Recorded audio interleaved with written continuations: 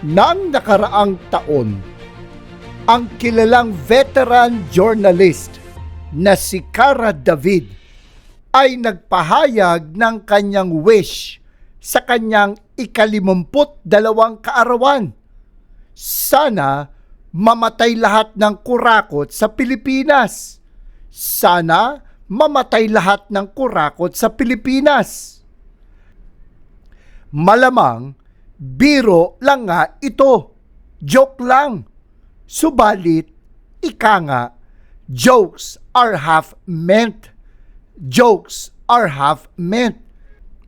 Dinaan lang sa biro, ngunit sinasalamin ng kanyang kahilingan ang frustration ng maraming mamamayang Filipino sa laganap na korupsyon sa Pilipinas. Maraming nabibigla kapag nababasa nila sa Biblia ang ganito ding uri ng panalangin na kung tawagin ay mga imprecatory psalms. Imprecatory psalms o mga panalangin na sinasabing tumatawag ng sumpa. Hindi ba salungat ito sa itinuturo ng Panginoon na pagpalain ninyo ang sumusumpa sa inyo at ipanalangin ang mga nang aapi sa inyo? Ano ang kabuluhan ng mga imprecatory psalms para sa ating ngayon? Yan ang ating tatalakayin sa Expositors Edition, where we preach the Word in all its simplicity, in all its practicality, in all its authority. Ako po si Pastor Eric Cortez.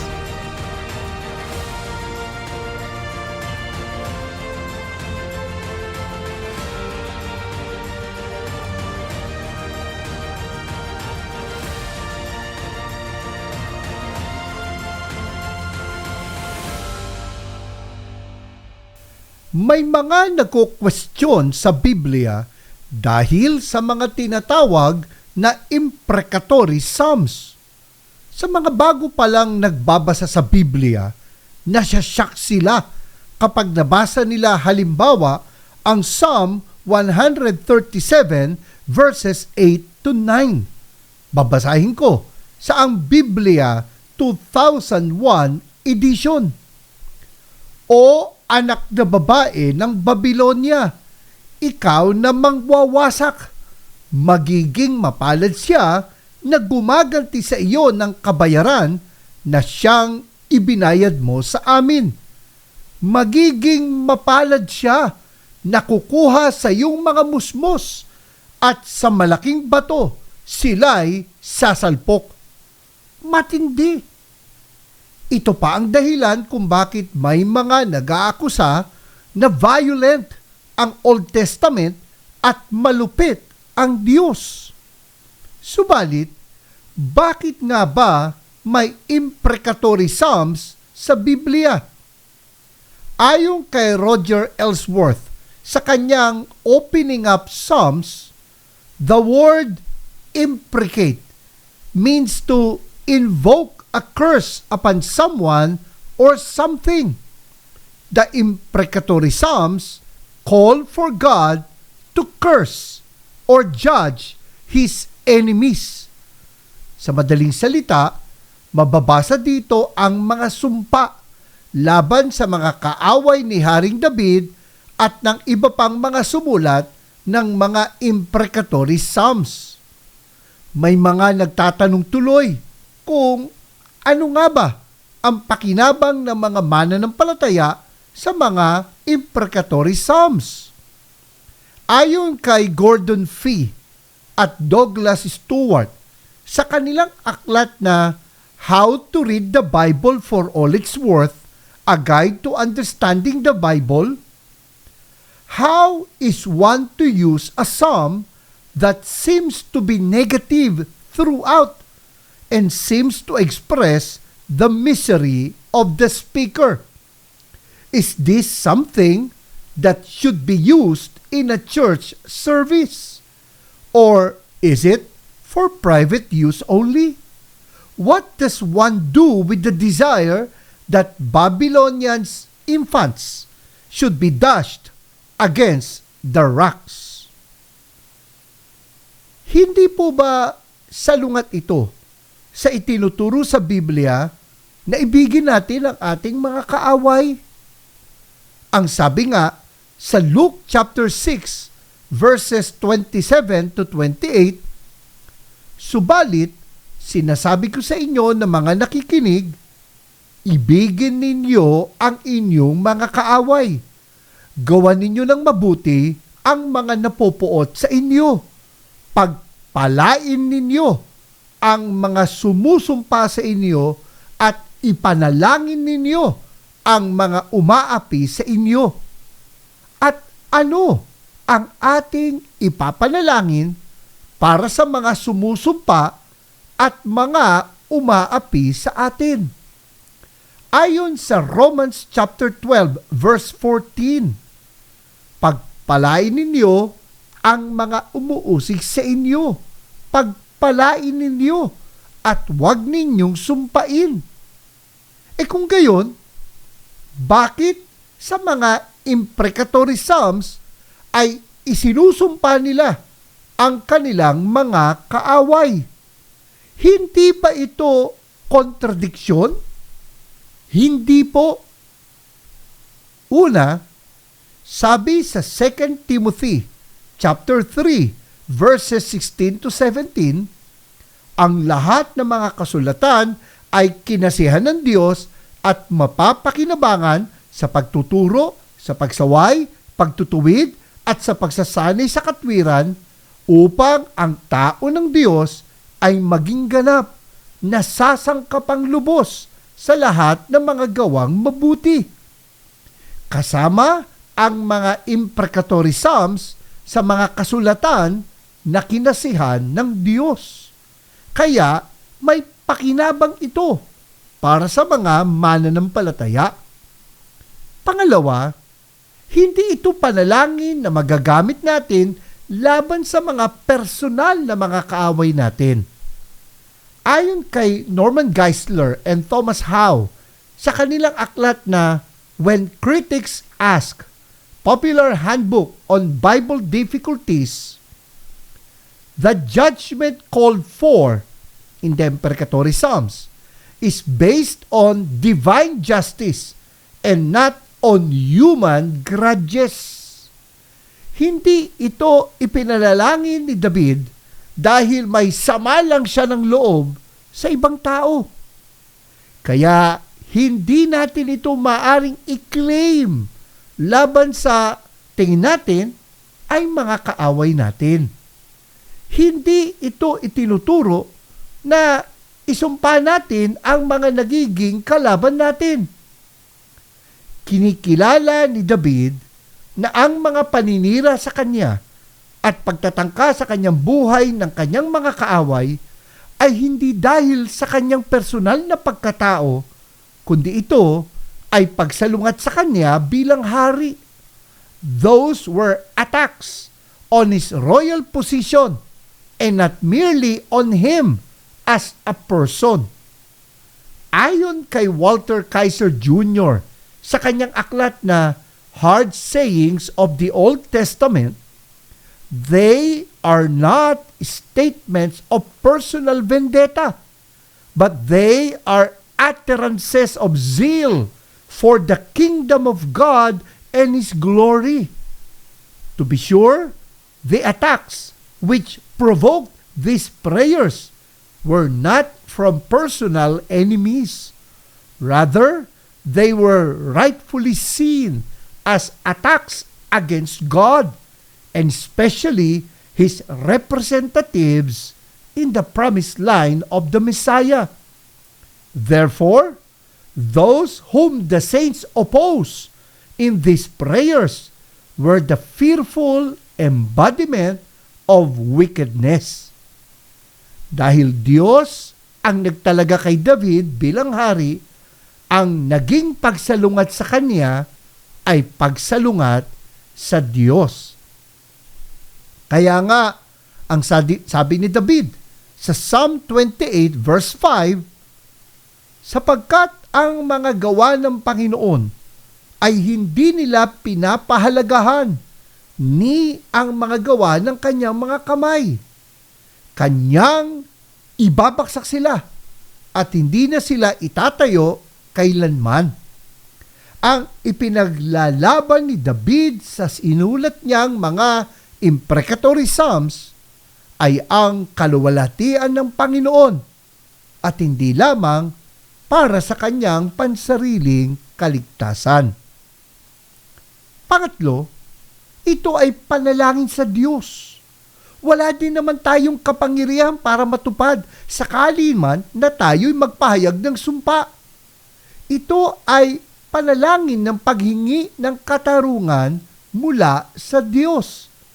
Ipinapaubaya sa Panginoon ang pagpapasya kung paano niya sasagutin o kung kailan niya sasagutin ang panalangin ng paghingi ng katarungan. Sabi nga sa Romans chapter 12, verse 19, mga minamahal, huwag ninyong ipaghiganti ang inyong sarili, kundi ipaubaya iyon sa galit ng Diyos, sapagkat nasusulat, akin ang paghihiganti, ako ang gaganti, sabi ng Panginoon. Hindi itinuturo ng imprecatory psalms na tayo ay maghiganti o maghangad ng anumang masama laban sa mga taong sa tingin natin ay ating mga kaaway. Itinuturo nito ang pagpapaubaya sa Diyos na siyang gaganti. Ano nga ba ang saysay ng mga tinatawag na imprecatory psalms para sa ating mga mananampalataya sa ngayon? Nakita natin na ang mga imprecatory psalms ay mga awit ni Haring David at ng iba pang mga manunulat na mababasa natin sa aklat ng mga salmo, kung saan makikita natin na isinusumpa nila ang kanilang mga kaaway. Katulad halimbawa ng isinulat ni David sa Psalm 69 verse 24. Ibuhos mo sa kanila ang iyong puot at ang iyong nag-aalib na galit sa kanila naway umabot. Dito mababasa natin na humingi si Haring David ng katarungan mula sa Diyos laban sa kanyang mga kaaway. Ang sabi pa sa verses 28 to 29, mapawi nawa sila sa aklat ng mga nabubuhay. Huwag nawa silang makasama ng matuwid sa talaan. Ngunit ako'y nagdadalamhati at nasasaktan. Ang iyunawang pagliligtas, O Diyos, ang magtaas sa akin. Dito mababasa natin na nagsumbong sa Diyos si David at hinihingi niya na mamatay na ang mga kaaway niya. Ayon nga kay Walter Kaiser Jr. sa kanyang aklat na Hard Sayings of the Old Testament, but how, you ask, can it ever be right to wish or pray for the destruction or doom of others, as is done in at least portions of these Psalms? Could a Christian ever indulge in such a prayer? Ayon sa 2 Timothy chapter 3 verse 16, ang lahat ng mga kasulatan ay kinasihan ng Diyos at mapapakinabangan sa pagtuturo, sa pagsaway, pagtutuwid, at sa pagsasanay sa katwiran. Kabilang ang mga imprecatory psalms sa mga kasulatang kinasihan ng Diyos. At dahil dito, maniwala man kayo at hindi, may pakinabang ito sa ating pananampalataya at pamumuhay.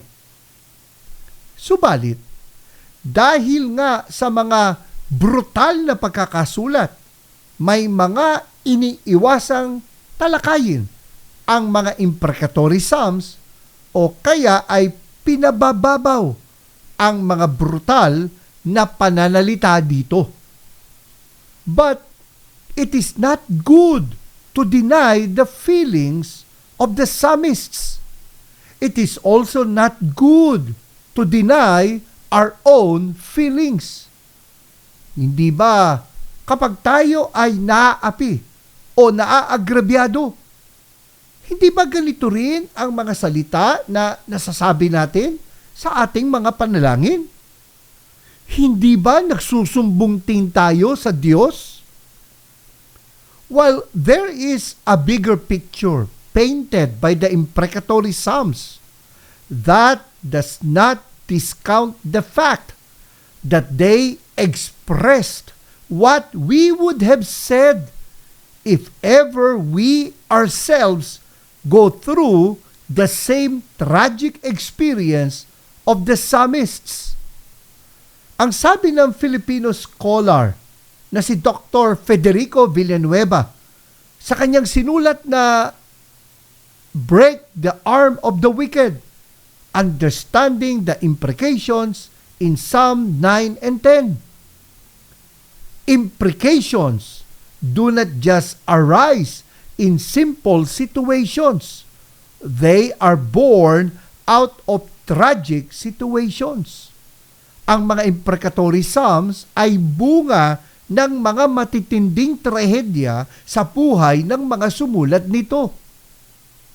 Sa tingin ko po, wag naman sana. Subalit, kung dumaan din tayo sa pinagdaanan ni na David, malamang ganun din ang ating magiging mga panalangin.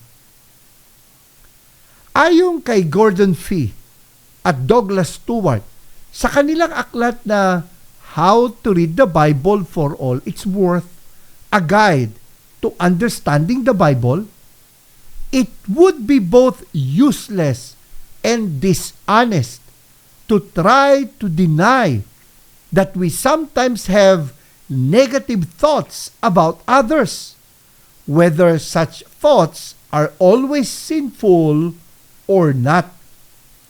One reason the Psalms have had so much appeal to God's people in all ages is their comprehensiveness of language. A full range of human emotions, even extreme emotions, is found. Imprecatory psalms guide or channel our anger to and through God verbally, rather than to or at anyone else, verbally or physically. Mas maganda, daanin natin sa pagsusumbong sa Diyos ang ating mga sama ng loob, sa halip na pagsabihan natin ng masasakit ang ibang tao o saktan natin sila. These psalms guide or channel our anger to and through God verbally, rather than to or at anyone else, verbally or physically. Sa madaling salita, ang mga imprecatory psalms ay nagsisilbing catharsis para sa atin. Ano ang catharsis? Ang pagre-release ng ating matinding emosyon na hindi magandang kinikimkim. Kaya sa halip na makasama, nakakabuti pa nga sa atin ang pagpapahayag ng ating saloobin sa Diyos, gaano man ito kabigat o kasakit. Ayon nga kay Gordon Wenham sa kanyang Why Preach an Imprecatory Psalm sa Preaching Today magazine, it is argued by various scholars that the failure to use the lament psalms, of which the imprecatory psalms are a subset, has greatly impoverished Christian worship. Hindi nakabuti sa atin na hindi ipinapangaral o binabasa ang mga awit ng panaghoy. Kasama na nga doon ang mga awit na may halong sumpa sa mga kaaway ng Diyos. Life for many people is not a bed of roses, and therefore, they need the opportunity to express their fears, frustrations, and complaints to God in worship. A diet of upbeat songs and positive testimonies does not meet the needs of those suffering disappointment, ill health, or persecution. As the laments constitute the largest group of psalms in the Psalter, it is a great mistake to leave them out. Sa ating pagbabasa ng mga imprecatory psalms, makakabuti na makinig tayo sa mensahe sa atin ng Panginoon sa pamamagitan ng mga panalangin ito ng mga taong nagdadalamhati.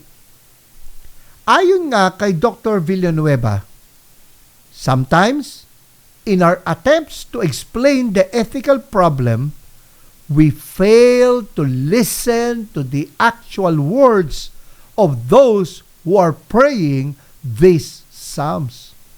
Sa halip na iwasan, pakinggan po natin ito. Theologians and biblical scholars in particular always want to pin down the exact information so they can provide an answer or solution when what they should be doing is to listen. Ang dapat pala natin gawin, makinig tayo sa mga awit na ito. And since the Psalms are poetry, they invite us to enter into their world. And if I may add, they invite us to enter into their hearts. Bago tayo magpatuloy sa ating talakayan tungkol sa imprecatory psalms, nais muna nating sagutin ang katanungan na ipinadala sa atin. Ang kanyang tanong, karamihan po ng mga naririnig ko na message ng mga pastor ay ang mga namatay na mananampalataya ay nasa piling na ng Panginoon. Hindi po ba turo ng Bible na ang mga namatay ay nagsisitulog muna at sa pagdating ng Panginoon, sila ay muling ibabangon? Salamat po sa inyong katanungan. Ang description na natutulog patungkol sa kamatayan ay ginagamit lang po sa Bible kapag mananampalataya ang namatay. Kapag hindi mananampalataya ang namatay, ang sinasabi lang, namatay siya. Sleep is a figure of speech to describe the fact that death is rest for believers. Hindi po literal na natutulog ang kaluluwa ng namatay tapos saka lang bubuhayin sa paghuhukom. Yan po yung maling katuruan ng soul sleep o pagtulog ng kaluluwa. Hayaan po ninyo at tatalakayin natin ito ng mas detalyado sa ibang pagkakataon sa Expositors Edition. At bago po tayo magbalik sa ating talakayan, kung blessing sa inyo ang Expositors Edition, paki-like at paki-share ang aming mga episodes. At kung hindi pa po kayo nagsusubscribe sa aming Expositors Edition YouTube channel, just click the subscribe button and hit the notification bell para wala po kayong ma-miss na episode ng Expositors Edition. Ang Expositors Edition ay napapakinggan din sa FEBC Bicol, sa CARE 104.3 D-Way FM sa Bicol, at sa FEBC Zamboanga sa 1116 DXAS, Your Community Radio sa Zamboanga, Basilan, Sulu at Tawi-Tawi. Balik na po tayo sa ating talakayan tungkol sa imprecatory psalms. Sa ating nakaraang pag-aaral, sinimulan natin ang pagtalakay sa imprecatory psalms o mga awit sa Biblia kung saan lumalabas na isinusumpa ang mga kaaway ng mga composer na katulad ni Haring David. May mga nagko-question nga laban sa Biblia dahil sa mga imprecatory psalms. Subalit, ayon kay Walter Kaiser Jr. sa kanyang aklat na Hard Sayings of the Old Testament, to be sure, the attacks which provoked these prayers were not from personal enemies. Rather, they were rightfully seen as attacks against God and especially His representatives in the promised line of the Messiah. Thus, David and his office bore the brunt of most of those attacks, and this was tantamount to an attack on God and His kingdom. Kaya, hindi personal na paghihiganti lang ang nasa likod ng mga awit na ito, kundi paghingi ng katarungan at pagtatanggol sa karangalan ng Diyos ang ipinapahayag ng mga imprecatory psalms.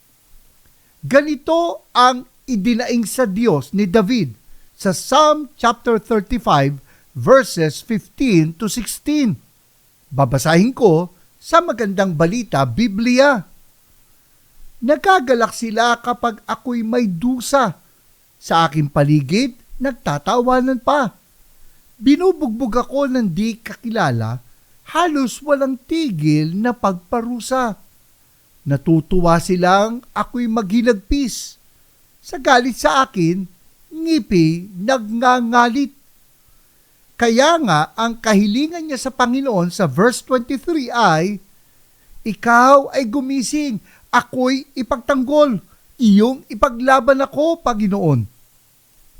Ayon sa The Bible Knowledge Commentary, his prayer was a prayer for retributive justice, that the Lord would render to them what they had planned for him.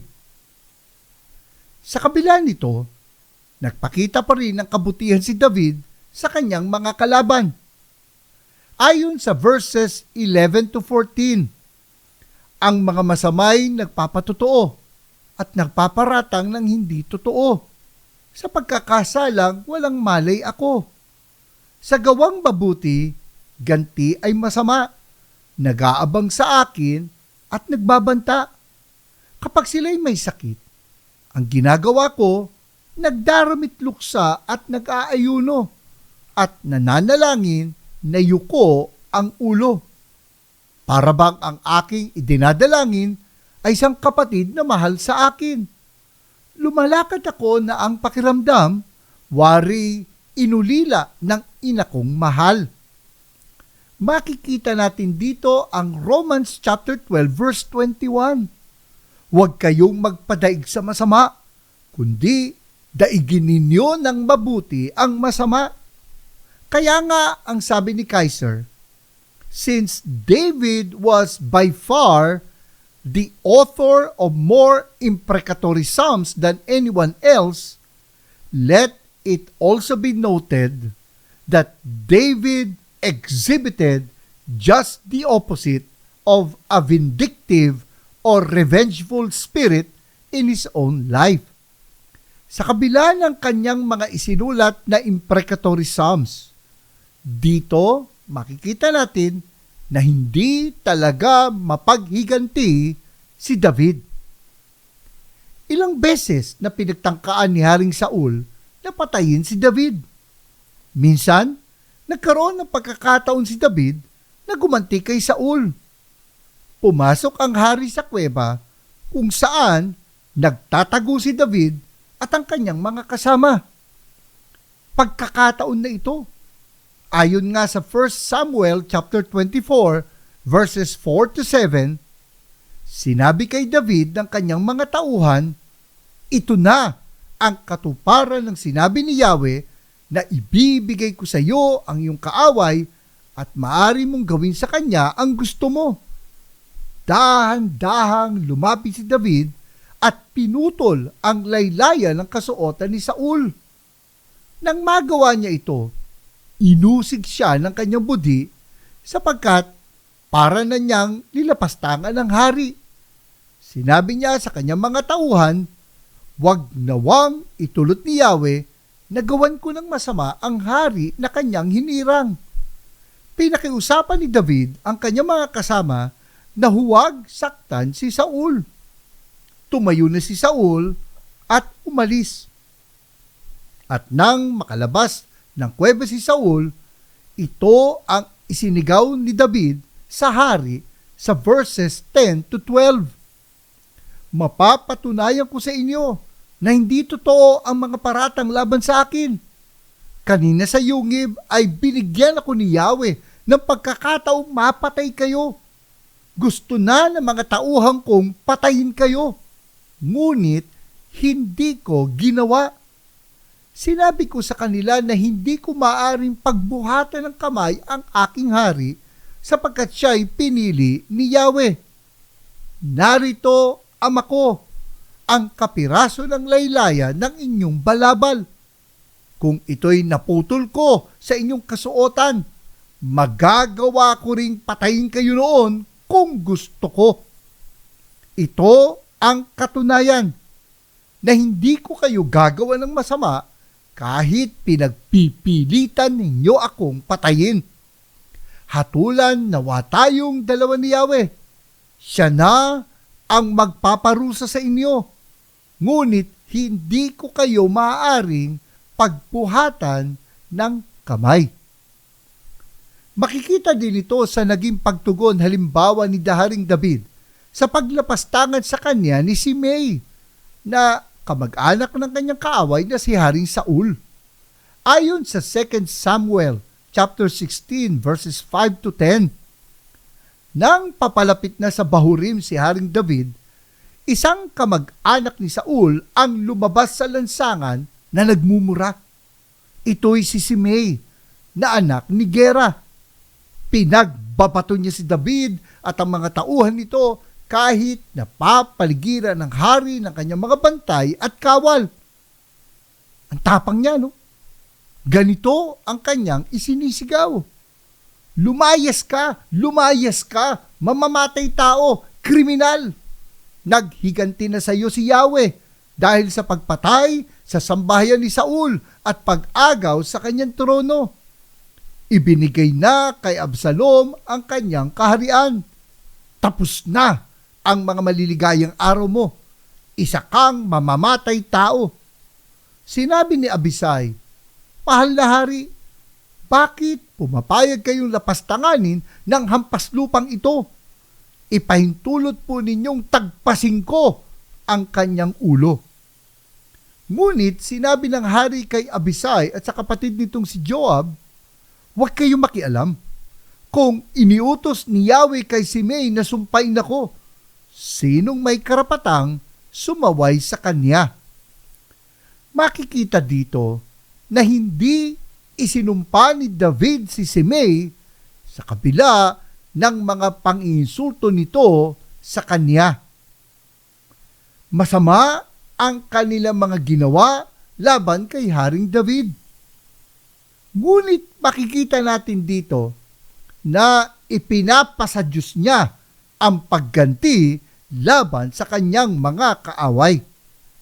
Ayon nga sa Romans chapter 12 verse 19, mga minamahal, huwag kayong maghihiganti. Ipaubaya ninyo iyon sa galit ng Diyos. Sapagkat nasusulat, akin ang paghihiganti, Ako ang gaganti, sabi ng Panginoon. Ito ang itinuturo sa atin ng mga imprecatory psalms. Hindi ito paghiganti, kundi pagpapaubaya ito sa galit ng Diyos. Ang Diyos ang maghihiganti laban sa ating mga kaaway. Ipinapaubaya natin ang paghihiganti sa kamay ng Diyos. Walang duda na matindi ang mga sumpa na binitiwan ni Haring David at ng iba pang mga composers ng mga imprecatory psalms. Ayon sa The Bible Knowledge Commentary, these are the zealous prayers of the righteous who stand for God's cause on earth. Their sentiment is harsh, but the threat of the wicked against the righteous was severe. Subalit, may mga nasyak nga at kinuwestiyon pa ang Biblia dahil sa mga awit na ito. Halimbawa, ganito ang ating mababasa sa Psalm 109 verses 8 to 10. Babasahin ko sa Magandang Balita Biblia. Ang dapat ay paikliin, tinataglay niyang buhay, buhanin ng ibang tao maging kanyang katungkulan. Silang mga anak niya ay dapat na maulila.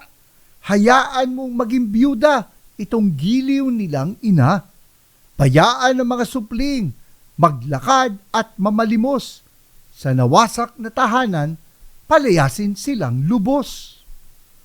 Ngunit, gaya nga ng ating ipinaliwanag, hindi personal na paghihiganti ang hinihingi ni Haring David, kundi ang paghingi ng katarungan mula sa Diyos. Ayon kay Norman Geisler at Thomas Howe sa kanilang When Critics Ask, a popular handbook on Bible difficulties, the judgment called for is based on divine justice and not on human grudges. Basahin ko pong muli. The judgment called for is based on divine justice and not on human grudges. Dagdag pa dito, ang sumpang ipinahayag ni na David ay hindi para sa walang hanggang kapahamakan doon sa impyerno, kundi para lang sa pansamantalang kaparusahan dito sa lupa. It was not a curse for their eternal doom there in hell, but for their temporal punishment here on earth.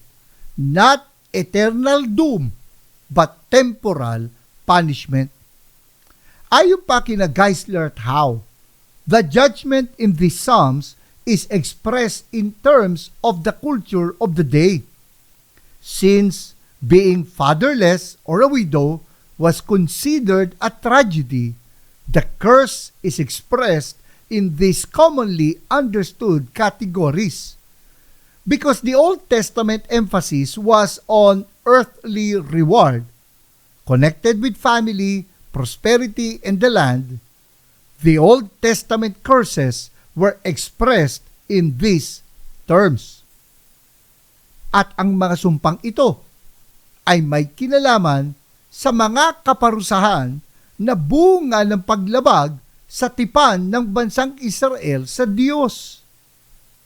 Ayon kay Gordon Fee at Douglas Stewart sa kanilang aklat na How to Read the Bible for All It's Worth, a Guide to Understanding the Bible, the composer of this psalm called for judgment according to the covenant curses.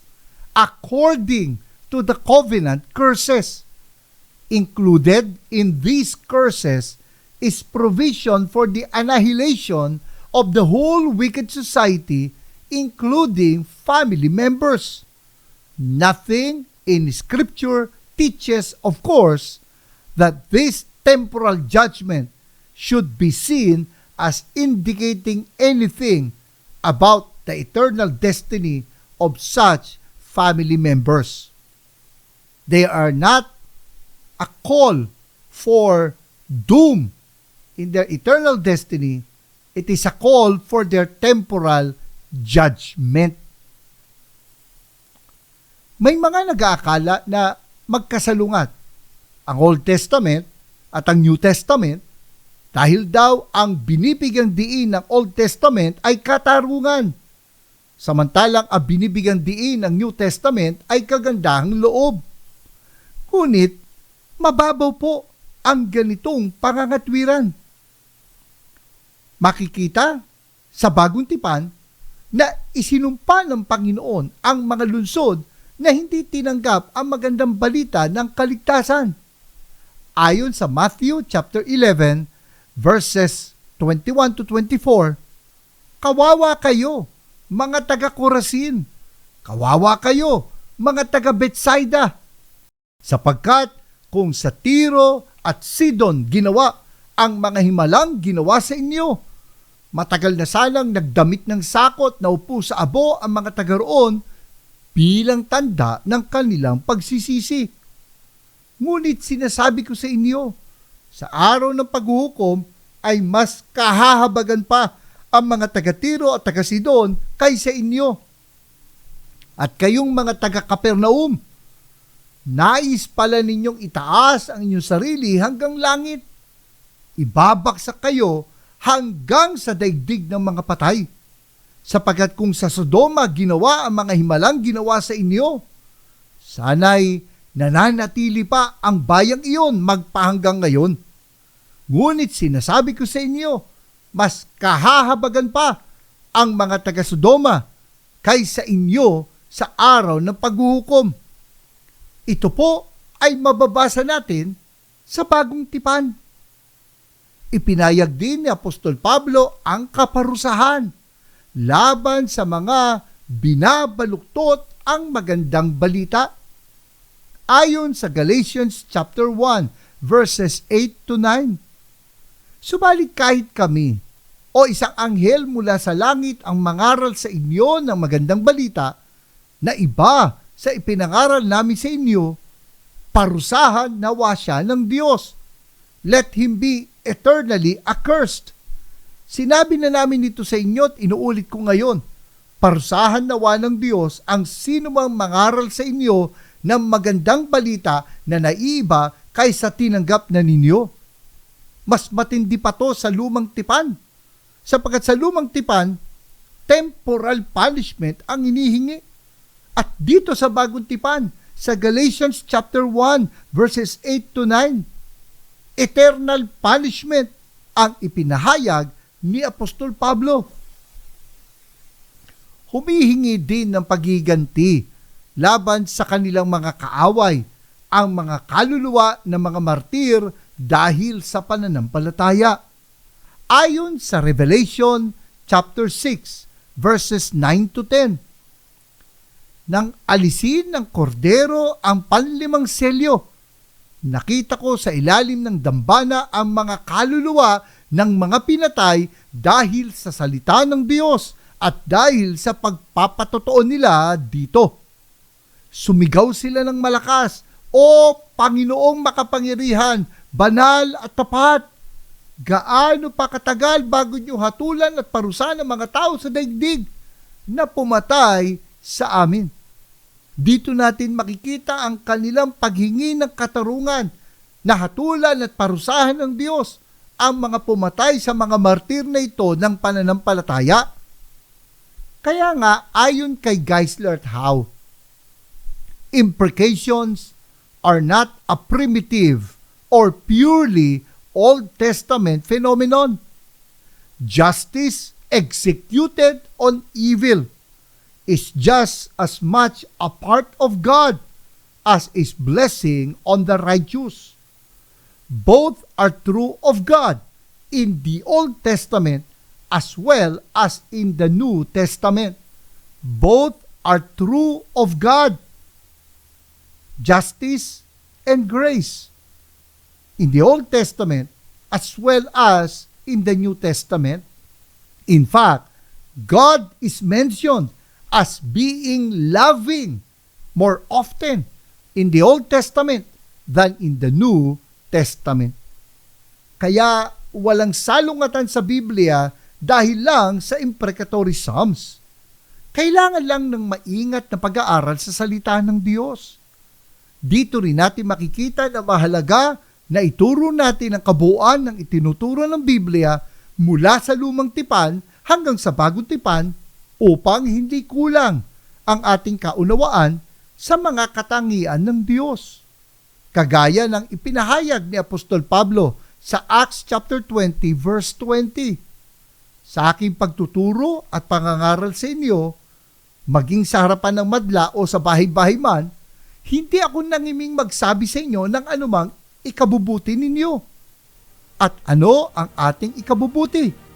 Ang sabi sa verse 27, sapagkat hindi ako nagtubiling ipahayag sa inyo ang buong layunin ng Diyos, ang katuruan ng Diyos mula lumang tipan hanggang bagong tipan. Marami pong salamat sa inyong pagsubaybay sa isa na naman pong mayamang talakayan dito sa Expositors Edition.